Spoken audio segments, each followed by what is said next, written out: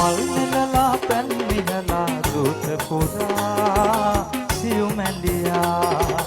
රෝස පාට කම්බුල් දැක කොළ වුණා හොවිටියා මල් නෙලලා පැන් විහලා දූත පුරා සියුමැලියා රෝස පාට කම්බුල් දැක කොළ වුණා හොවිටියා සංසාරේ පෙරුම් පිරු රූපය හදවතේ තියා නමගමවත් කියන්න නැතුව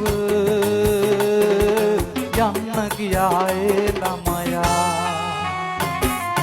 දැකබරු කන්දේ මුදු නිදි වැඳුණු පෙම් හිත දෙවිවරු ඇන්දේ පුද කොට තිබුණු මල් මත